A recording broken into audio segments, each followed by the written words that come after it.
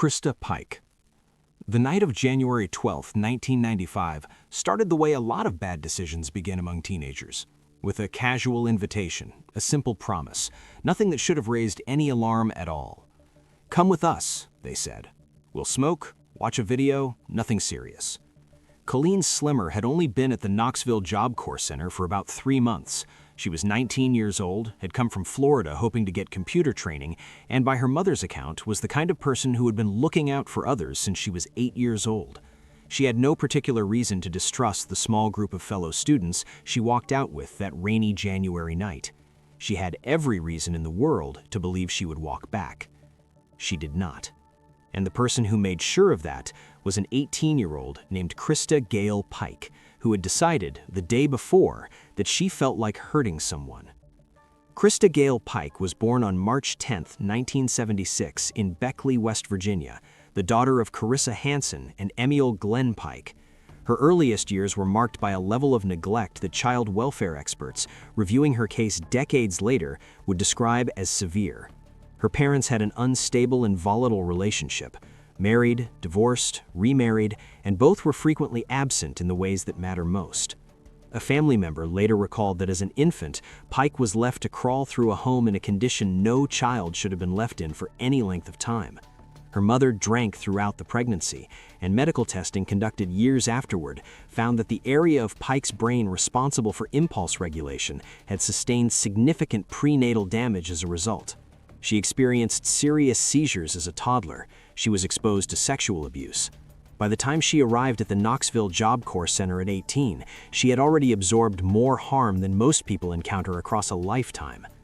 She also had a boyfriend at the center, a 17-year-old named Daryl Shipp, and an obsessive attachment to him that she would act on with consequences no one at that facility could have anticipated. Krista Pike had decided, a day before the murder, that Colleen Slimmer was a threat to her relationship with Shipp. She told a fellow student named Kim Iloilo that she intended to confront Slimmer because she had, as Pike put it, simply felt mean that day. The following evening, January 12th, Pike organized a small group. Herself, Shipp, Slimmer, and another student named Shadola Peterson. They left the Job Corps Center on Dale Avenue and walked north through the city, down the Cumberland Avenue Strip and into Tyson Park, then further onto a paved pathway on the University of Tennessee's agricultural campus. The location was remote enough, the night was dark and wet. When they reached the spot Pike had chosen, she turned on Slimmer. What followed lasted between 30 minutes and an hour. Pike and Shipp attacked Slimmer with a box cutter, carving wounds across her back, chest, and neck. When Slimmer attempted to run, she was dragged back. A hairband from Pike's own hair was used to silence her. Rock and asphalt were used to strike her repeatedly in the head, ultimately fracturing her skull. Slimmer begged to be released, promising that she would say nothing and would walk all the way back to Florida if they would just let her go. "Shut up," Pike reportedly told her. "I don't want to hear you talking to me." She would later confess that it was harder to keep going when the victim was speaking, so she needed the noise to stop. When it was over and Slimmer lay motionless on the ground, Pike reached down and removed a fragment of bone from the left side of Slimmer's skull. She took it with her as a keepsake. Back at the Job Corps Center, Pike did not hide what she had done. She showed the piece of skull to at least 2 different fellow students that same night, describing what had happened in detail. She pointed to marks on her shoes. "That ain't mud," she told one of them, and recounted the events with an absence of distress that those students would later describe in sworn testimony. Within 36 hours, she and Shipp were arrested.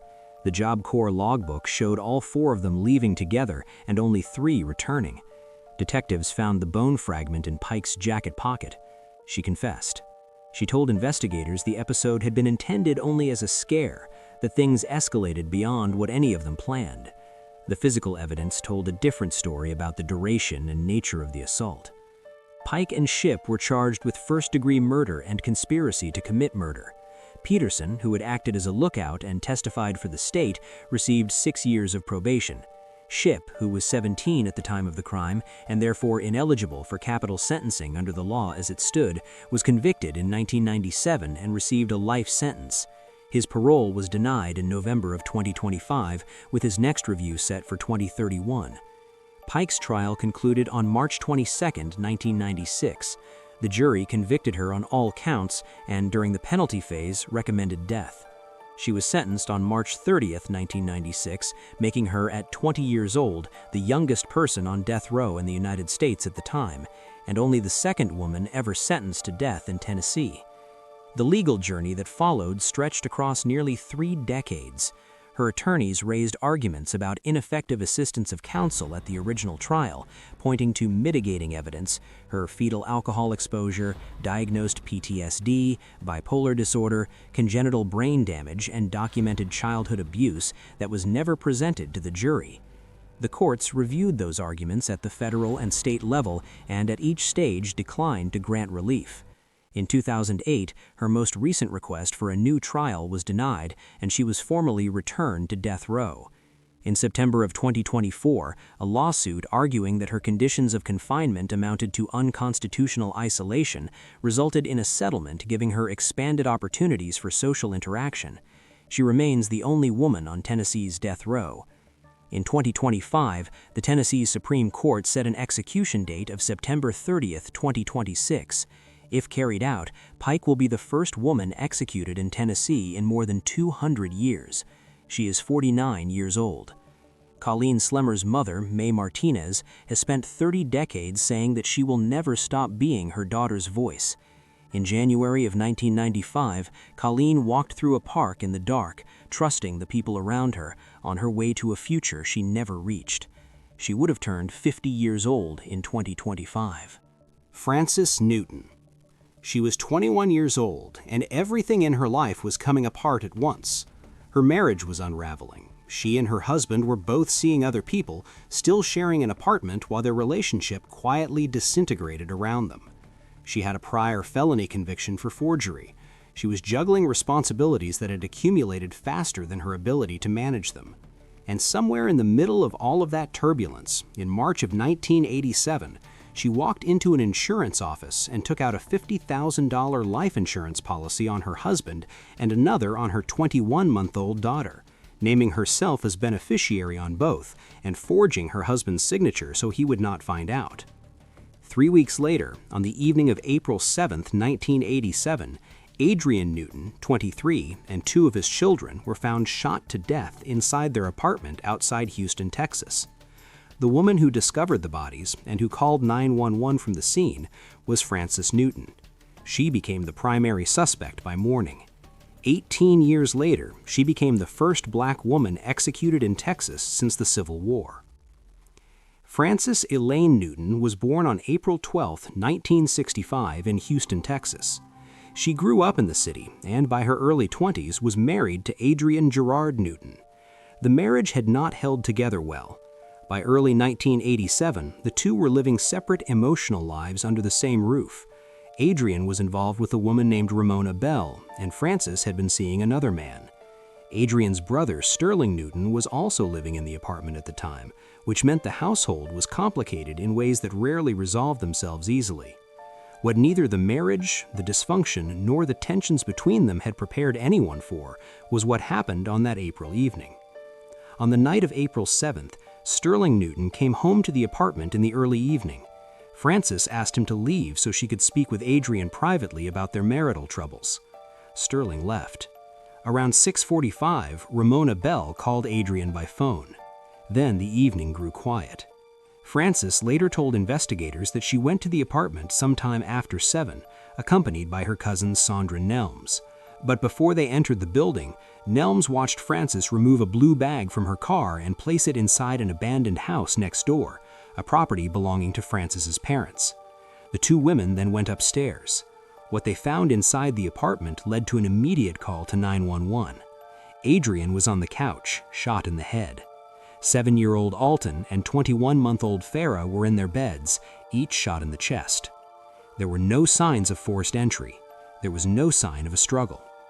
The following day, investigators recovered the blue bag Frances had stashed in the abandoned house. Inside was a .25 caliber pistol. Ballistics testing would conclude, both then and in the years of appeals that followed, that the weapon was the one used to shoot all 3 victims. Gunpowder residue consistent with firearm discharge was found on the skirt Frances had been wearing that evening. She was not arrested immediately. For more than 2 weeks, she remained free. Then, on April 21st, she filed insurance claims on Adrian and Farah's policies.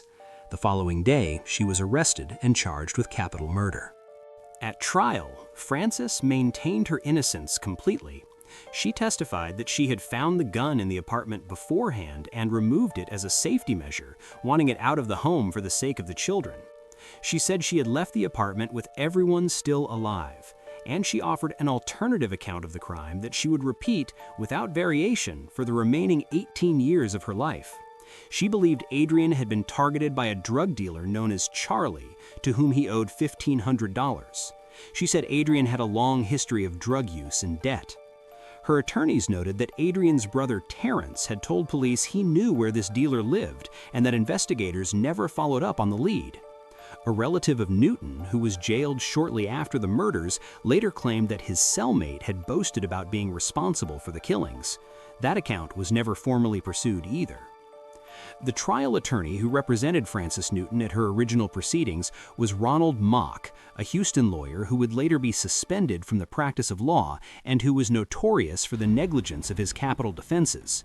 He conducted virtually no independent investigation, failed to subpoena witnesses, and had little contact with Newton before the trial began.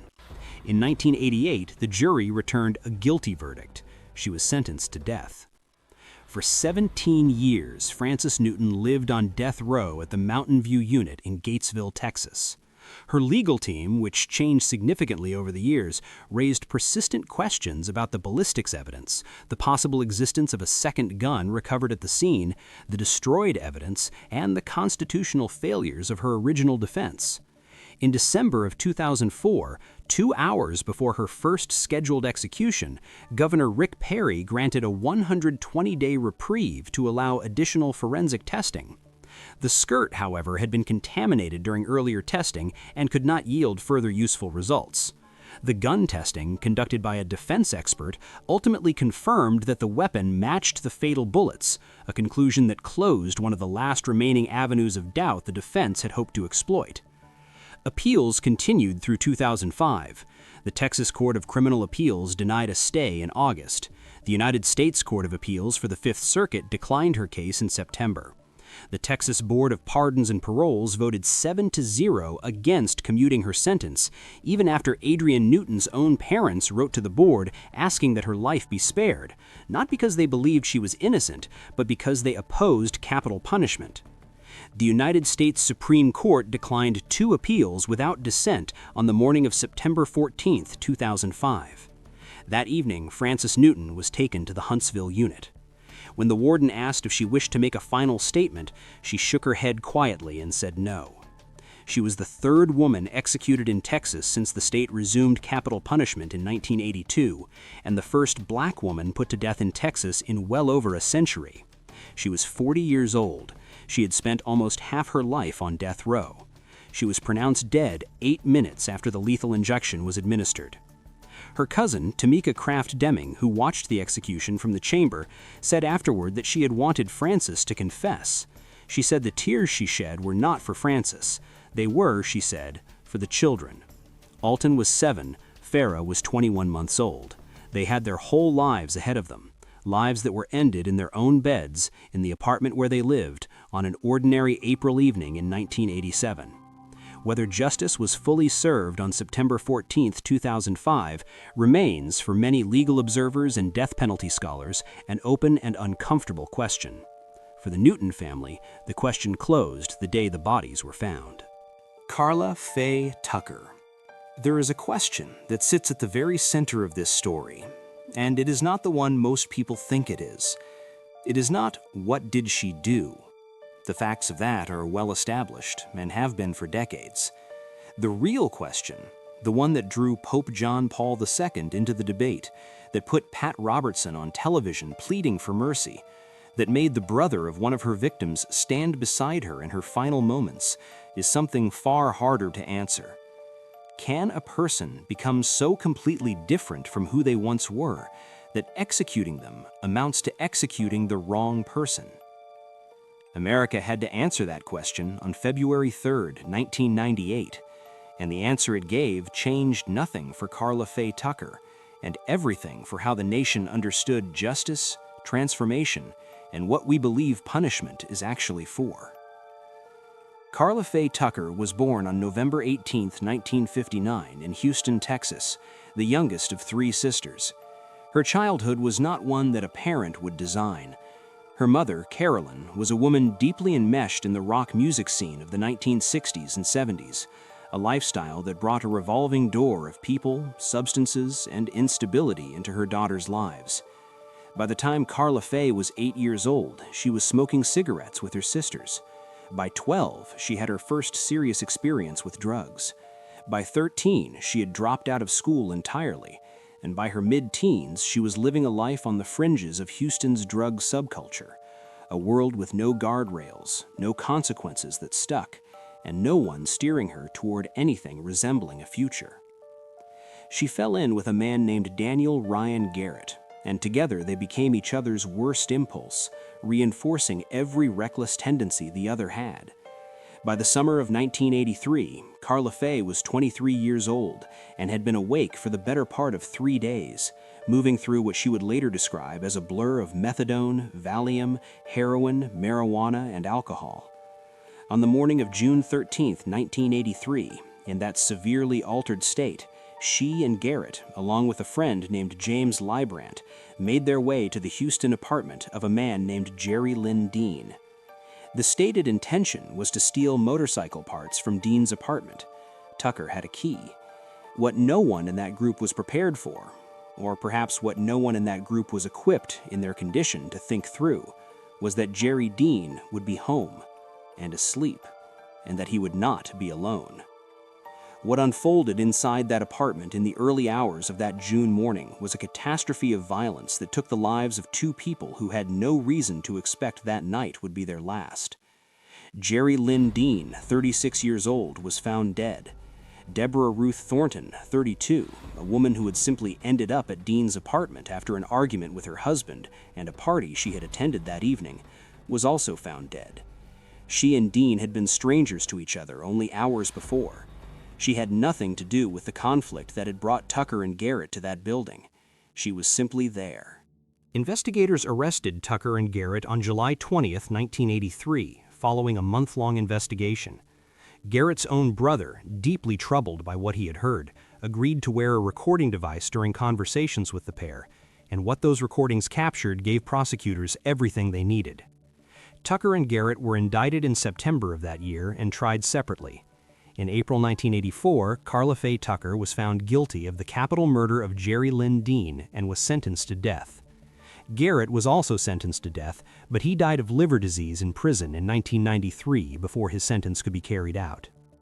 What happened to Karla Faye Tucker inside the walls of prison in the months and years after her sentencing is where this story becomes something the legal system had no framework to fully process.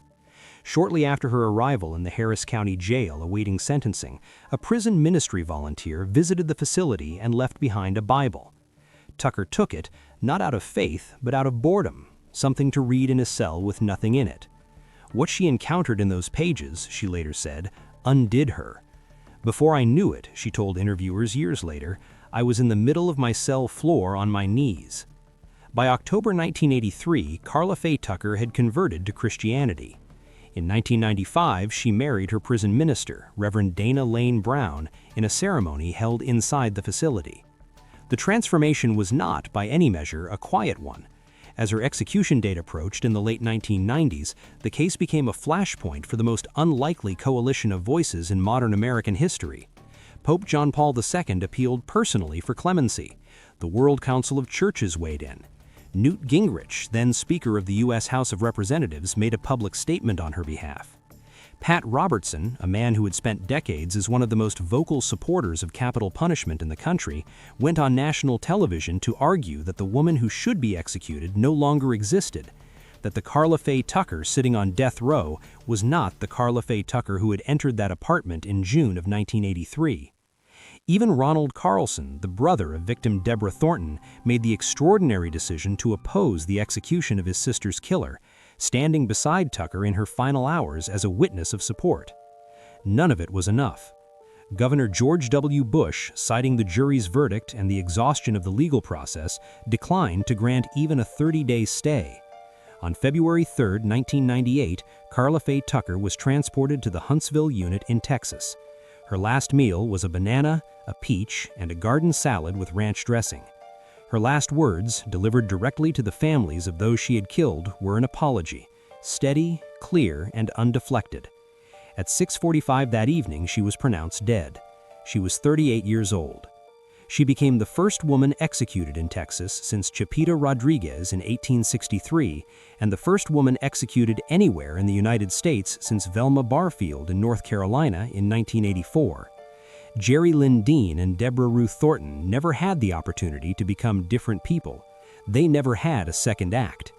That, in the end, is what the debate so often obscured, and what the families of the victims never forgot. Lorraine Allison Hunter. There is a particular quality of patience required to plan something for months, to map it out, to rehearse it, to stand in the same spot 3 separate times and pull back at the last moment only because too many eyes were watching. That kind of patience is not born from impulse. It is not a breakdown or a moment of poor judgment. It is something else entirely, a deliberate, sustained decision reviewed and recommitted to again and again over the course of weeks. And that is precisely the picture that emerged at trial when investigators and prosecutors began reconstructing the final months of Albert Thomas's life. His wife, Lorraine Allison Hunter, had not simply decided to end his life. She had attempted it 3 times before she succeeded. The 4th attempt was the one that worked. By then, she had already forged his name on 3 separate insurance applications worth over $1 million in total. Albert Thomas was 56 years old, a truck driver who had grown up in Hollandale, Mississippi, before relocating to California. By the accounts of those who knew him, he was calm, quiet, and genuinely well-liked. He held down a second job at a Moreno Valley auto zone to keep up with household expenses. He and Lorraine had known each other from their school years, had gone on to marry other people, and had reconnected years later. They settled into a home in Moreno Valley in Riverside County, along with Lorraine's daughter, Brianna. To neighbors and community members, the household appeared to be an ordinary family navigating ordinary life.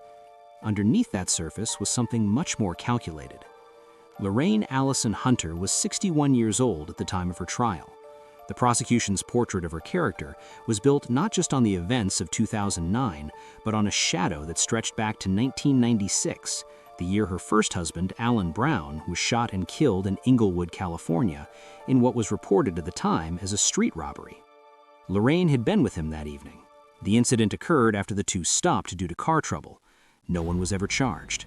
She collected approximately $312,000 in life insurance funds following his death. Prosecutors argued during the penalty phase of her trial that this was not coincidence, that she had orchestrated that killing as well, and that Albert Thomas was her second husband to die the same way. No formal charges were ever filed in Brown's case, but the jury heard the argument, and it clearly shaped their deliberations. The plot against Albert Thomas began taking form well before November of 2009. According to her daughter Brianna's testimony, Lorraine told her they needed to figure something out, that the household could not go on as it was, that she was tired of the financial strain. Brianna, who was a teenager at the time, was drawn into her mother's plans step by step. She helped Lorraine fill out at least 3 life insurance applications naming Albert as the insured and Lorraine as the principal beneficiary. Albert's name was forged on each one. One policy was for $750,000. Another was for $10,000. A third lapsed before the plan was carried out. Thomas additionally held a $450,000 policy through his trucking employer, policies that would double in value in the event of a confirmed homicide. Lorraine had already contacted the trucking company about those policies before her husband's death, a fact the administrator reported directly to detectives. In the 2 months leading up to November of 2009, Lorraine Hunter attempted to act on her plan on 3 separate occasions. Twice, she and Brianna walked through the neighborhood near Day Street and Eucalyptus Avenue with the apparent intention of carrying it out there. Once, she positioned herself outside his workplace. Each time, witnesses were present and she held back. Brianna admitted in court that she had known each time what her mother intended and had been present for all 3 failed attempts. On the evening of November 3, 2009, Albert bought a sweatshirt as a gift for Brianna. He wanted to retrieve it from the sleeper compartment of his semi-truck, parked in an abandoned lot nearby. All 3 of them walked over together. Thomas climbed into the back of the truck to find the shirt. While he was searching for it, kneeling in the compartment, Lorraine pulled a small-caliber handgun she had stolen from an elderly member of her church and fired. Thomas was struck twice in the back of the head and twice in the upper back. Sheriff's deputies, when they arrived at the scene, found him frozen in a kneeling position. Lorraine and Brianna left the lot immediately. Lorraine's niece, a young woman identified in court records only as Shanice, picked them up moments after the shooting. The case went cold for 2 years. It broke open in October of 2011 when Shanice was arrested on a shoplifting charge and, in the course of that arrest, told investigators everything she knew about the night Thomas was killed. Lorraine and Brianna were both arrested. Brianna, then 18, cooperated fully. She pleaded guilty to 3 counts of attempted murder and 1 count of voluntary manslaughter and was sentenced to 18 years and 4 months in state prison. When asked in court why she had gone along with her mother's plan, she said, "I did what my mother told me to do. He was the only father figure I knew." Lorraine Hunter refused to cooperate with investigators and went to trial.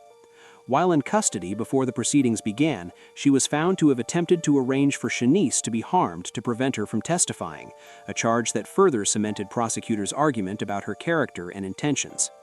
The trial, which ran for nearly 2 months, concluded on August 21, 2017, when a Riverside jury found Lorraine Allison Hunter guilty of first-degree murder with special circumstance findings of lying in wait and killing for financial gain. After the penalty phase, the jury recommended death. On December 8, 2017, Riverside County Superior Court Judge Mac Fisher confirmed that recommendation, rejecting the defense's appeal for a life sentence without parole. Lorraine Hunter currently remains incarcerated at the Central California Women's Facility in Chowchilla, California. In 2019, Governor Gavin Newsom issued a moratorium on executions in the state, meaning that no executions have been carried out since, and Hunter's sentence has not been applied. Albert Thomas, the man who walked to his own truck on a November evening carrying a gift for his stepdaughter, never made it back home. He was 56 years old, and according to every person who knew him, had no idea what was waiting for him at the end of that walk. Linda Anita Carty. What does a person do when their life is falling apart and they cannot bring themselves to face the truth of why? Some people rebuild, some people walk away, and some people, a very small number but they exist, construct an elaborate fiction and then chase that fiction to the point where other people's lives become raw material for their own desperate story. Linda Anita Carty was one of the latter. She told her common-law husband she was pregnant when she was not. She told her neighbors she was pregnant when she was not. She told her own mother she was pregnant when she was not. And when the pressure of that particular lie became too heavy to sustain, when her husband was walking out the door regardless of the baby she kept promising, she looked at her neighbor's apartment 2 doors down the hall, where a 20-year-old woman had just given birth to a son 4 days earlier, and she decided that the solution to her problem was already there. All she had to do was take it. Linda Anita Carty was born on October 5, 1958, on the island of St. Kitts, then a British colony in the Caribbean. Her parents were from Anguilla. She came to the United States in 1982, settling in Houston, Texas, where she studied pharmacology at the University of Houston. She was, by the standards of most people who knew her, a capable and ambitious woman. She became a naturalized American citizen, worked as a primary school teacher, and carried herself with a confidence that made her easy to trust. She also held British citizenship, a fact that would later bring her case to the attention of the British government and human rights organizations across Europe, though it did nothing to change the outcome of her trial. Before 1992, Linda had no significant criminal record. Then, in a sequence of events that revealed something troubling about her relationship with both truth and authority, she was arrested for auto theft and for impersonating an FBI agent. Rather than face prison, she negotiated a 10-year probationary sentence in exchange for becoming a Drug Enforcement Administration informant. For a period, she worked the DEA's cases, providing intelligence that led to seizures worth thousands of dollars in narcotics and the imprisonment of multiple dealers. When she herself was later arrested on drug charges, her service as an informant ended. She would eventually point to that history, to the enemies she claimed to have made, as evidence that she had been set up. The courts were not persuaded. By 2001, Linda was living in apartment 38 at the Sandy Glen complex on Westview Drive in Houston, in a common-law marriage with a man named Jose Corona. Their relationship had been deteriorating for years, held together in part by Linda's repeated claims of pregnancy, each of which ended in what she described as a miscarriage. Jose had grown suspicious. In early May of 2001, he left. Linda called him persistently, and within days of his departure, she told him again that she was pregnant and that the baby was his. On May 15th, she told her neighbor Florence Myers, who would later testify that Linda did not appear remotely pregnant, that she was expecting a son the following day. That same evening, she sat in her car in the parking lot and, in full view of Myers, watched the entrance to apartment 36 across the way. In apartment 36 lived Joanna Rodriguez, 20 years old, and her common-law husband, Raimundo Cabrera, and their newborn son, Ray, who had been in the world for exactly 4 days.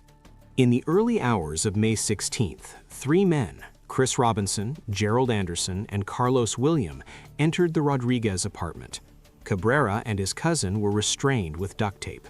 Juana and the infant Ray were taken. The baby was eventually found alive in a car belonging to Linda Carty. Juana Rodriguez was found in the trunk of a second car, also belonging to Linda Carty. She had been suffocated. She was 20 years old. Ray, her son, was unharmed. Linda's fingerprints were found in both vehicles. Her cell phone record showed 11 calls placed between 12:50 and 2:50 in the morning on May 16th, 7 of them placed within a 5-minute window to the phone number associated with Gerald Anderson. When investigators contacted her, she told them she had rented the cars to 3 men she knew and that those cars might have been involved in the crime. She then directed police to the location where they found the vehicles and, in doing so, led them directly to Juana's body. When Jose arrived at the police station after her arrest and asked whether the baby had been born yet, Linda replied, "Not yet." All 3 co-defendants were convicted of aggravated kidnapping. In exchange for their testimony against Linda, the murder charges against them were dropped. Chris Robinson testified that he watched Linda personally suffocate Juana Rodriguez. Robinson would later recant that testimony and allege that prosecutors had threatened him into giving it, a claim that became central to Linda's appeals. The Texas Court of Criminal Appeals eventually granted a rare hearing to examine the misconduct allegation, but the conviction was ultimately sustained. On February 21, 2002, Linda Anita Carty was sentenced to death.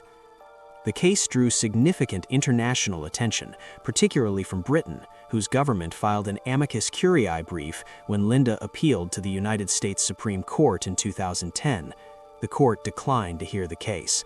Her most recent petition for review was denied in November of 2018.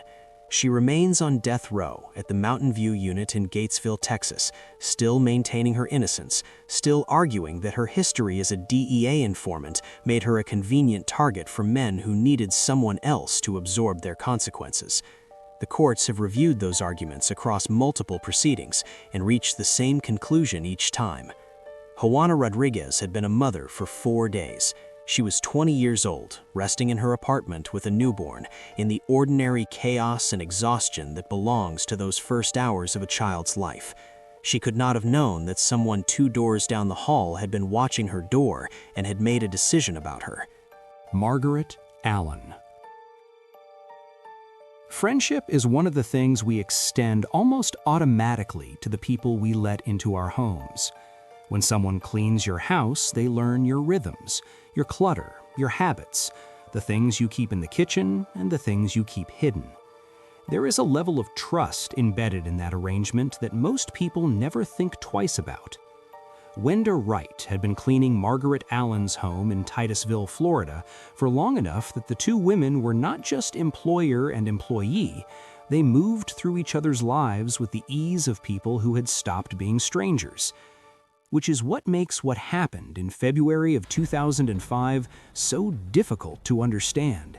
Not because the facts are unclear, they were established in extraordinary detail at trial, but because the question of how a person crosses the line from friendship to the thing that happened inside that house on Robbins Avenue is not one that has a comfortable answer. Margaret Ann Allen was born in 1966, and by the time she was a middle-aged woman living in Titusville, Brevard County, she had accumulated a long criminal history. Her attorneys, when it came time to make their case for her life, described a childhood marked by persistent abuse, a home environment saturated with drug use and violence, and a pattern of head injuries that left documented neurological consequences. Defense mental health experts testified that she had sustained brain damage that affected her impulse regulation. She had sold drugs. She had been arrested for assault and battery. Her own daughter, in the course of the investigation into Wenda Wright's disappearance, told police what she believed her mother had done. This is the kind of life history that explains, at least in part, how a person arrives at a certain point, though it does not excuse what happened when they get there. In February of 2005, Margaret Allen noticed that a purse she kept in her home was missing. Inside the purse, she believed, was $2,000 in cash. She became convinced that Wenda Wright, 39 years old, a mother, a wife to a man named Johnny Dublin who adored her, had taken it. There was no investigation, no conversation in which Wright was given a genuine opportunity to respond and be believed. Allen decided she already knew the answer, and she acted on that severity with a severity that prosecutors would later characterize as among the most prolonged and deliberate acts of cruelty seen in Brevard County's courts in decades. On the day Wright went missing, Allen arrived at the home Wright shared with Dublin and whispered something in Wright's ear. The two women left together. Dublin, watching from the doorway, saw his partner walk out of the house. He never saw her alive again. A short time later, Allen returned to Dublin's home without Wright and asked to search the house. She told him Wright was still at her place. It was only the following day, when Dublin filed a missing person report, that a broader investigation began. What had taken place inside Allen's home on Robbins Avenue was described in detail by a key eyewitness, Quentin Allen, a neighbor and friend who had been present and who accepted a plea arrangement in exchange for his testimony. According to Quentin, Allen had accused Wright of stealing her purse from the moment she arrived back at the home with her. When Wright denied it, Allen began striking her. Wright fell to the floor. What followed, Quentin testified, lasted for an extended period of time. Allen poured household chemicals, bleach, nail polish remover, rubbing alcohol, hair spritz, onto Wright's face. She attempted to seal Wright's mouth with duct tape, which would not adhere because Wright's face was wet from the chemicals. She retrieved belts from her closet and used them to beat Wright repeatedly, and then used one of those belts around Wright's neck and pulled.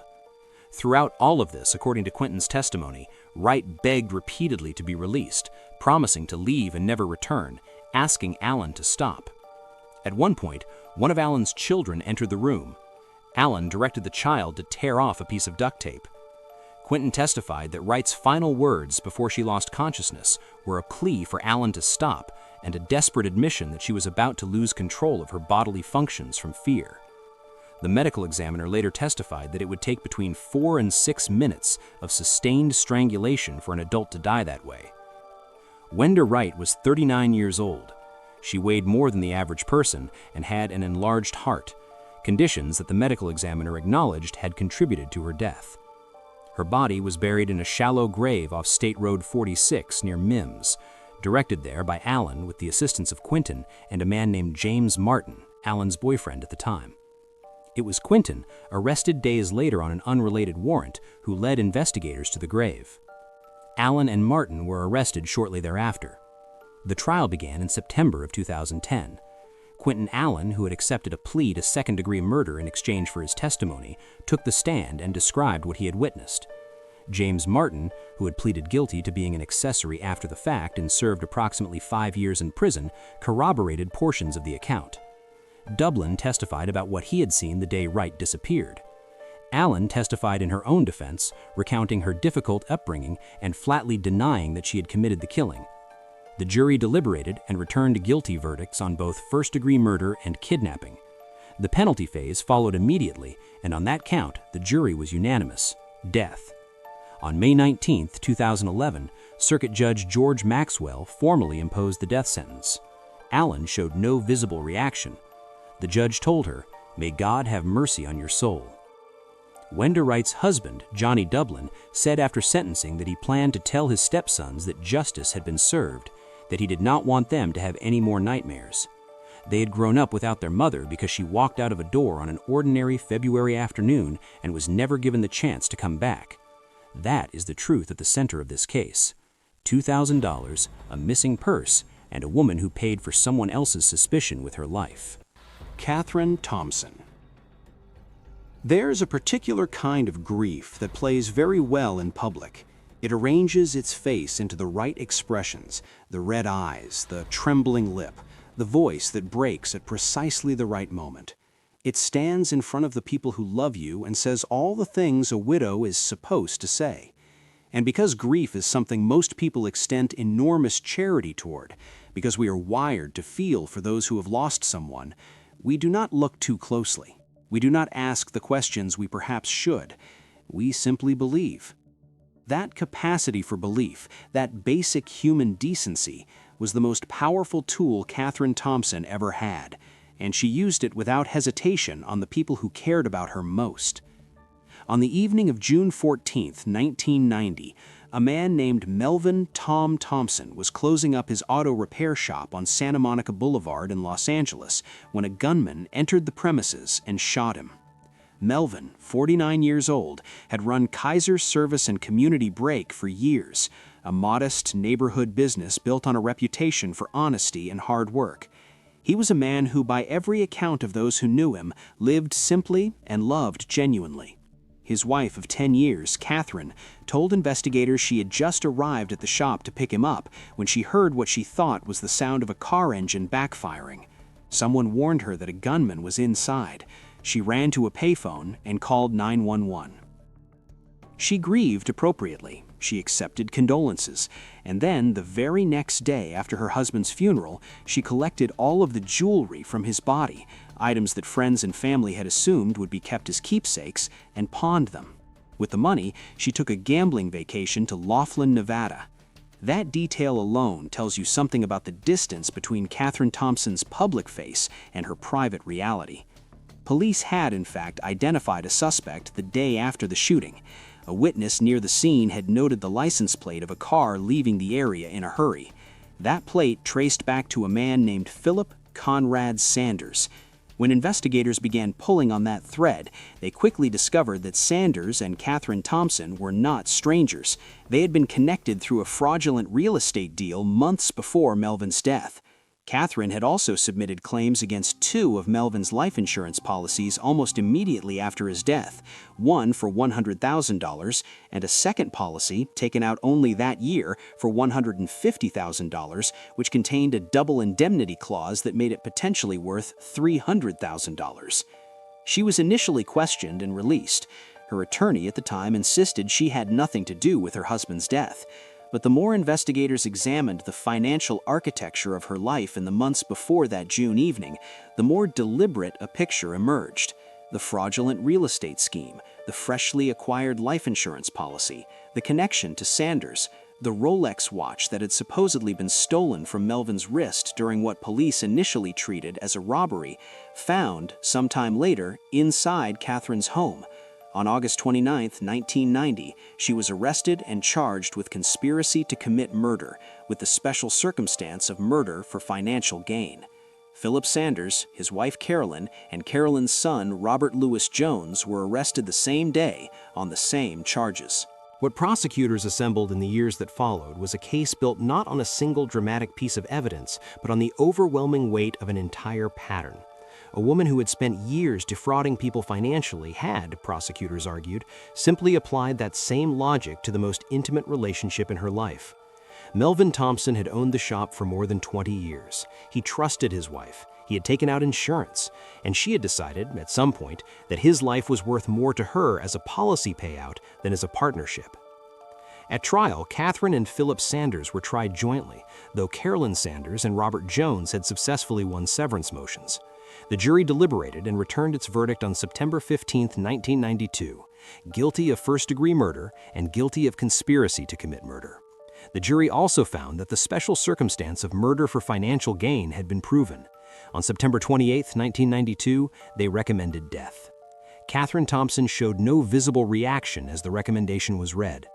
On June 10, 1993, Superior Court Judge George Trammell formally sentenced her to death, stating he could find no good reason to depart from the jury's decision. Philip Sanders was convicted of the same murder and sentenced to life in prison without the possibility of parole. The appeals that followed stretched across more than 2 decades. Her attorneys raised numerous arguments: improper joinder with her co-defendant, alleged prosecutorial misconduct, constitutional violations in the jury selection process. In 2016, the California Supreme Court issued a 111-page ruling affirming her conviction and death sentence in its entirety. Justice Catherine Mickle-Werdegar, writing for the court, described the evidence of Catherine's guilt as overwhelming, noting her extensive pattern of financial fraud, the internal contradictions in her statements to investigators, and remarks she made that pointed unmistakably toward consciousness of guilt. Catherine Thompson was born on November 24, 1947, which means she is 77 years old today. She has been on California's death row for more than 30 years. California has not carried out an execution since 2006, and Governor Gavin Newsom signed an executive order placing an official moratorium on executions in the state in March 2019, stating that he would not oversee the death of any inmate during his administration. Catherine Thompson is among the women currently held at the Central California Women's Facility in Chowchilla, where she has remained as the legal process around her case and around California's death penalty itself continues to move slowly through the courts. Melvin Thompson went to work on June 14, 1990, as he had done for more than 20 years.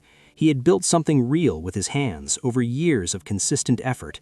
He trusted the woman who shared his life and his name. That trust, prosecutors told the jury, was the very thing that made the plan work. He never had a clue, as the deputy district attorney said at the time of sentencing, that she wanted him dead. Celeste Carrington. Here is something that almost no one leads with when they tell this story, and perhaps they should. Before the gun, before the burglaries, before the jury handed down its verdict, there was a woman who could throw a shot put farther than almost anyone in the world. Celeste Simone Carrington competed internationally in track and field. She attended community college. She earned her place on that competitive stage through sheer physical discipline and drive. The kind of qualities that, in a different life, in a different city, with a different childhood, might have written an entirely different story.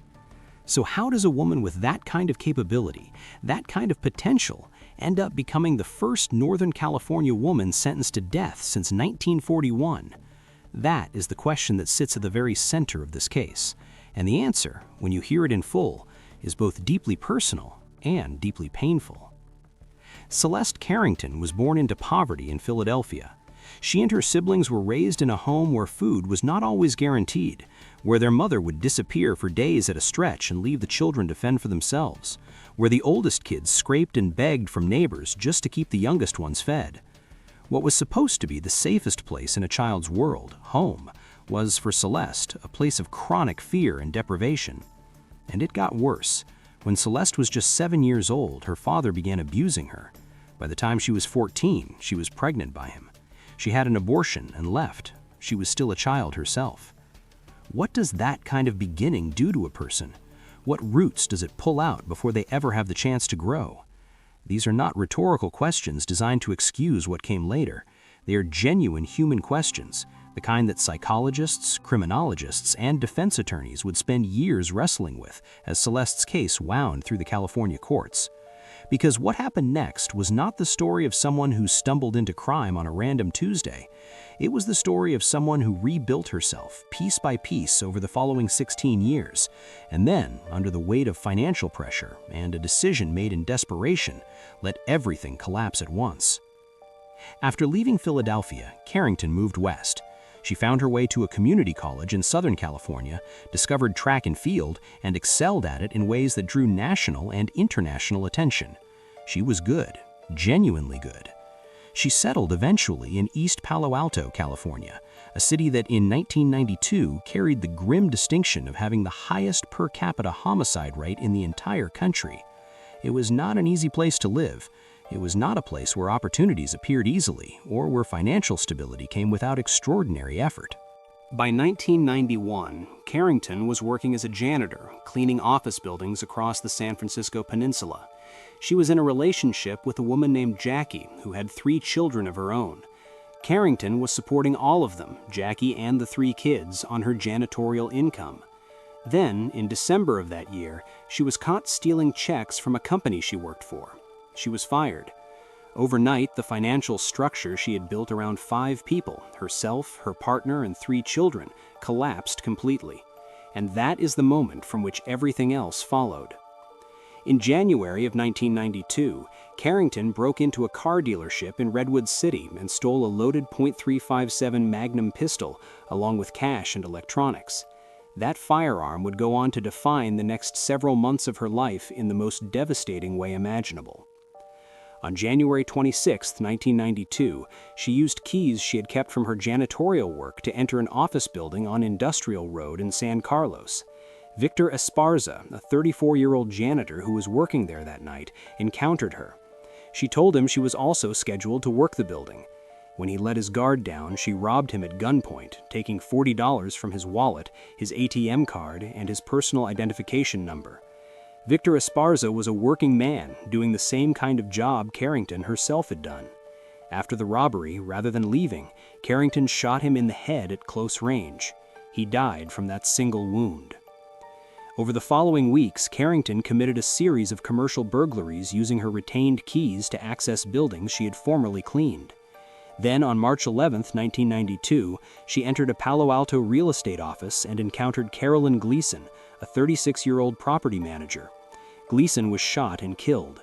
Medical examiners later determined that she had been on her knees when the fatal shot was fired, with no evidence of resistance.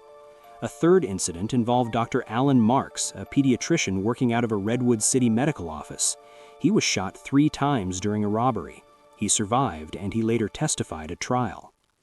Carrington was arrested not long after. During a lengthy police interrogation, she ultimately confessed to both murders. At trial, her defense attorneys painted a portrait of a woman shaped by extraordinary childhood suffering, the abuse, the poverty, the pregnancy at 14, arguing that the circumstances of her life should be weighed against the circumstances of her crimes. The jury listened. They deliberated for 1 day.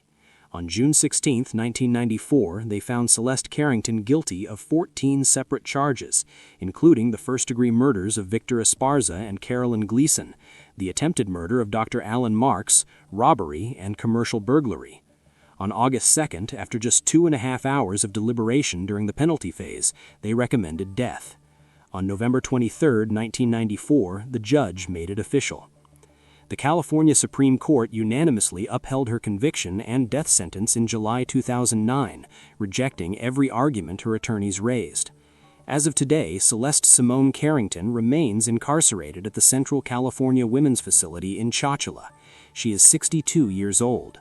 California has maintained a moratorium on executions since 2019, meaning that for now she waits, as she has waited for more than 30 decades, in a legal limbo that offers no resolution to the families of Victor Esparza and Carolyn Gleason, whose lives ended on the peninsula in the first months of 1992. Patricia Blackman. Adoption is supposed to be a story of rescue. At its heart, it is one of the most radical acts of love a human being can extend. The decision to see a child who needs a home and say without hesitation, "That child is mine now." Most people who adopt carry that decision like something sacred. They chose it deliberately, intentionally. They wanted it. That is what makes the story of Patricia Blackman so impossible to hold in your mind for too long, because she too made that choice deliberately. She went through the process. She signed the papers. She became the legal mother of a little girl named Dominiqua Bryant. And then, 9 months later, that little girl was gone. What happens in a person's mind between the moment they choose to love a child and the moment they choose to harm one? Is it a slow erosion or a sudden collapse? Is it frustration that crosses a line it can never cross back over? These questions have no comfortable answers.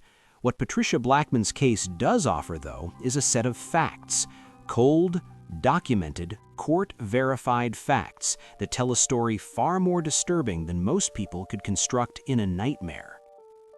Patricia Blackmon was born on November 3, 1969, in Alabama. By the spring of 1999, she was 29 years old and living in a mobile home in Dothan, a mid-sized city in the southeastern corner of the state. Sometime in the summer of 1998, she had formally adopted Dominiqua Bryant, a little girl who had not yet celebrated her second birthday. Dominiqua's pediatrician, Dr. Robert Head, who had treated the child and had seen her with Blackmon on multiple occasions, later testified that in the months he observed their interactions, nothing had appeared overtly alarming. Neighbors said much the same thing.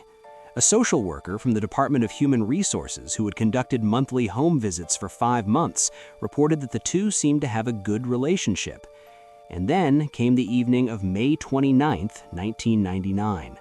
At approximately 9:30 that night, a paramedic named Eddie Smith arrived at Patricia Blackmon's mobile home in response to a 911 call she had placed. She had told the operator that her child was not breathing.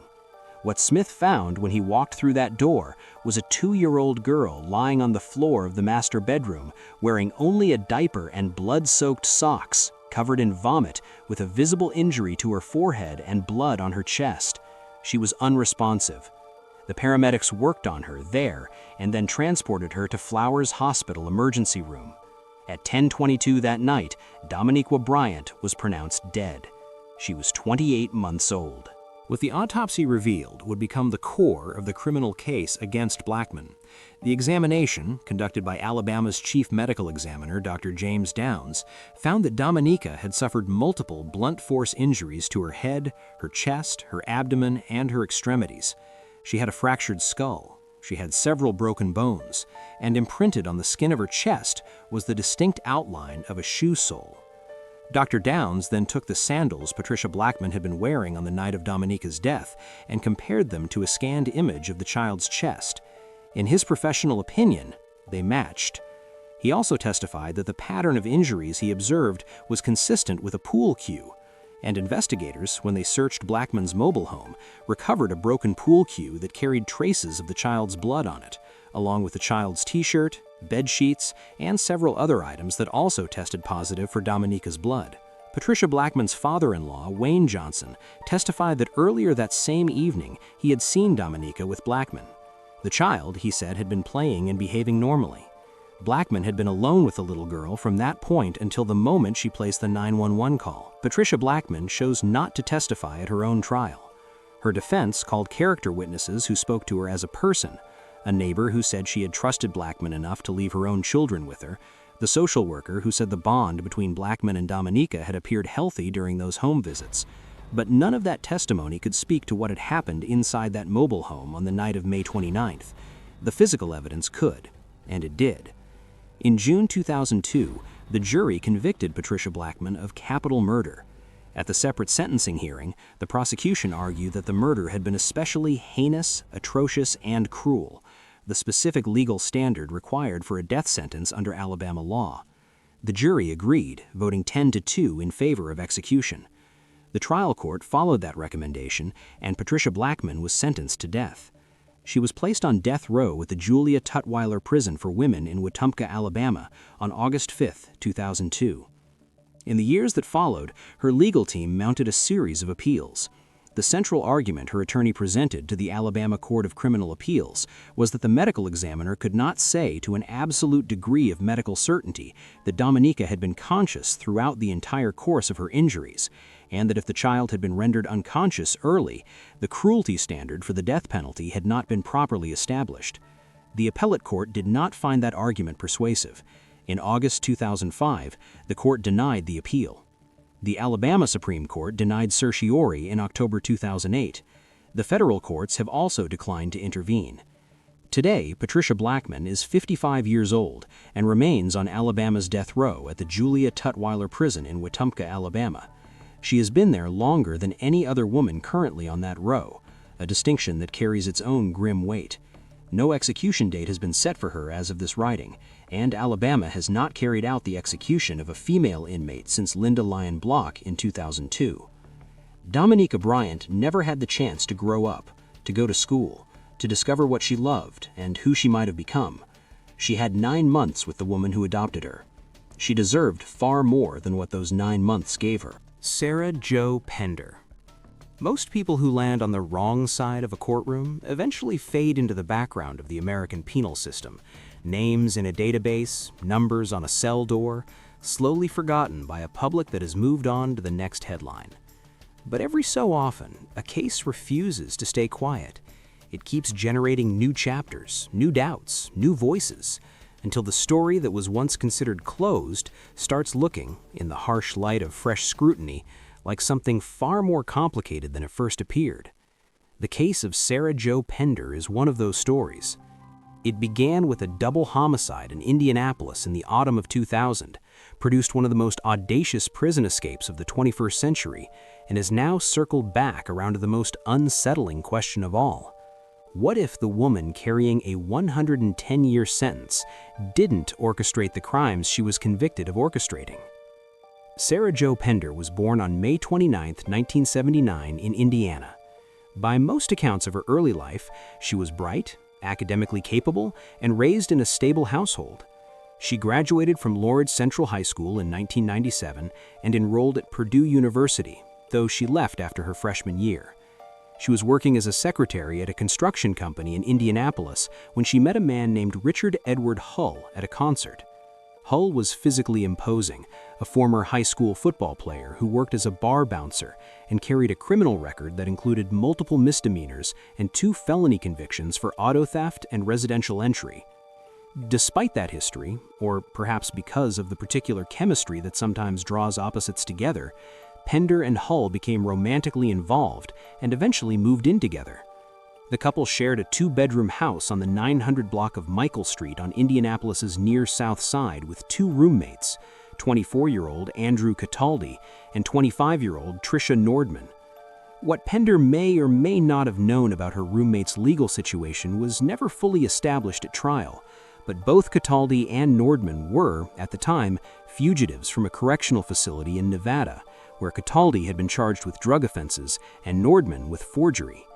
By 2000, Hull and Cataldi had reportedly begun selling drugs together out of the shared residence, an arrangement that introduced the kind of financial tensions that, between people with volatile histories, rarely resolve themselves quietly. On the morning of October 24, 2000, Sarah Jo and Richard Hull drove to a Walmart in Indianapolis. Pender, using her own identification, purchased a 12-gauge shotgun. Hull, whose felony record legally barred him from making the purchase himself, selected the ammunition. That purchase, that single documented act, became the cornerstone of the prosecution's case against her. Later that night, after the couple returned home, Pender told investigators she stepped out of the house for a walk. When she came back, she said, she found Hull in the process of moving the remains of both Cataldi and Nordman. The two then drove the bodies to a dumpster several blocks away.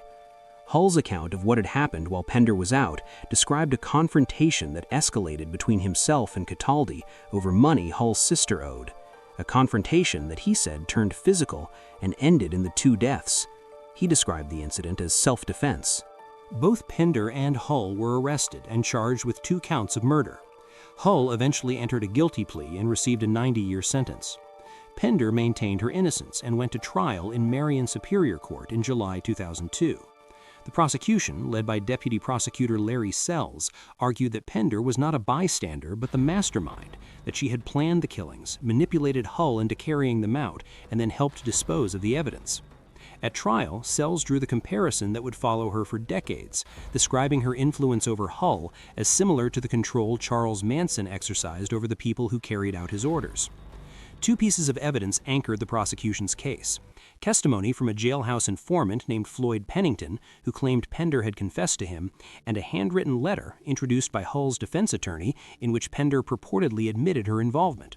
Neither Pender nor Hull testified. On August 22, 2002, the jury found Pender guilty on both counts. She was sentenced to 110 years in prison. Then the story took a turn that no one on the prosecution's side had anticipated.